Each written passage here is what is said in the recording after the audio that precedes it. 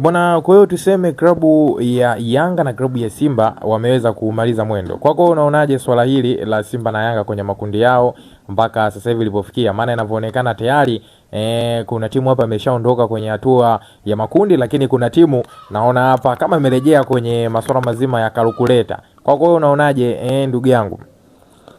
Tukiangalia Simba tunaona jana wakipata matokeo ya sare na wenzao Yanga baadaye saa 4 wakipata matokeo ya kufungwa bao 1-0. Tukiangalia Simba tunaona kabisa zaidi shairi washatoka, wameaga mashindano wakiwa na pointi 2, wakiwa na buruza mkia. Na ukiangalia kwa Yanga tuseme kama wana nafasi, ila bado nafasi yenyewe ni ngumu kwa kweli. Ukiwaangalia kuwa na pointi 5, wenzao wa juu wanaoshika nafasi ya pili wana alama 8. Ukija kuangalia Ahli anaongoza na alama 9. Kwa hiyo kwa mpaka sasa ilipofikia kwa kweli ni mahesabu ya kumuombea njaa adui yako.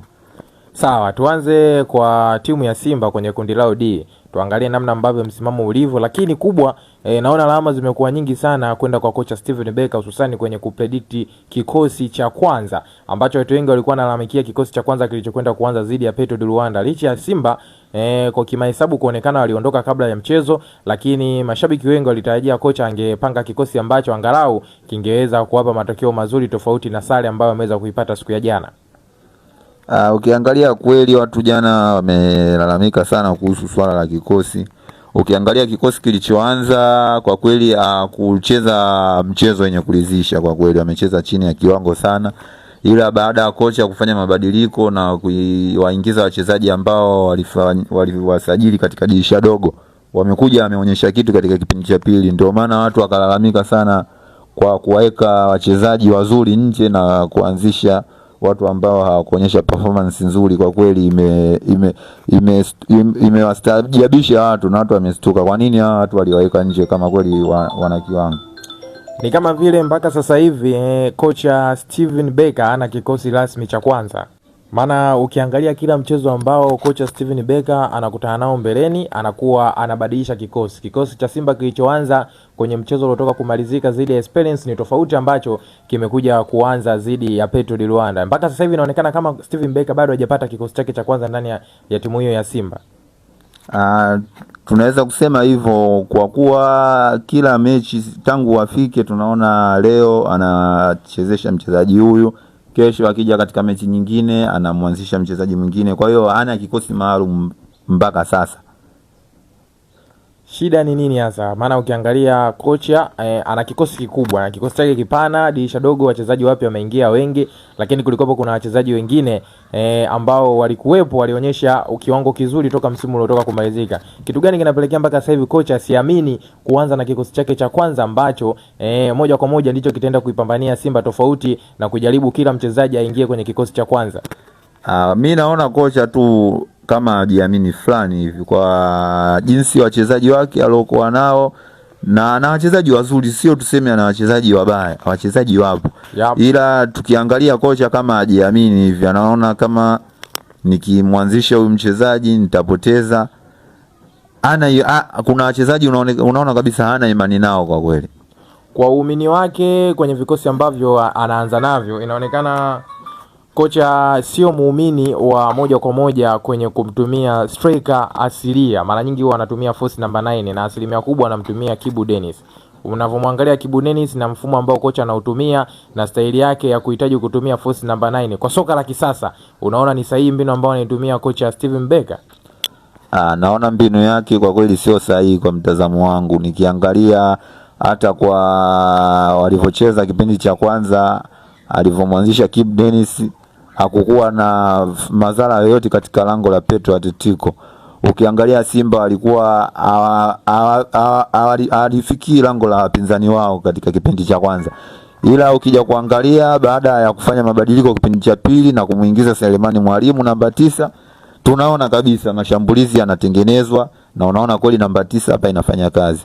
Kwa mwenendo huu wa Steven Becker na timu yake ya Simba, unamuona akifika Pasaka hivi ama akila Ramadhani na timu ya wekundu wa Msimbazi Simba?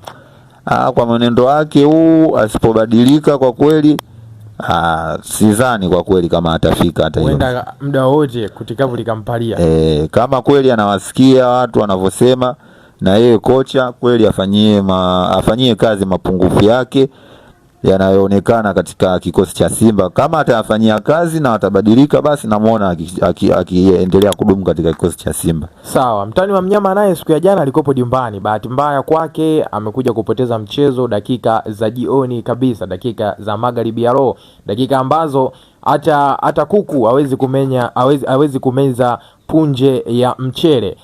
Mchezo wa jana, kitu gani ambacho kiliwafirisha klabu ya Yanga kuondoka angalau na alama moja kwenye mchezo ule dhidi ya timu ya FAR Rabat? Yanga tukiangalia jana aliingia na mpango kazi wa kulinda kuanzia mpira unaanza. Tumeona wamejilinda vizuri, wamecheza kwa kweli, sio kama wamefungwa kinyonge. Wamecheza kweli tukiangalia, ila kocha mpango wake wa kulinda, niseme mpango ulikuwa mzuri, ila tu imetokea tu makosa. Watu wametumia nafasi, wamescore, ila kwa jana kwa kweli angepata alama moja ingemsaidia, ingemuongezea kitu kwa kuelekea mechi ya mwisho ya kuhitimisha hatua ya makundi. Ila kwa kuwa mimi kwa kweli kama mimi siwezi nikamlaumu kocha, ila watu naona wengi sana akimlaumu kocha hivi na hivi. Mpango wake ni mzuri, hata ukiangalia goli alivyokuja kufungwa ni dakika za jioni kwa kweli. Ukiangalia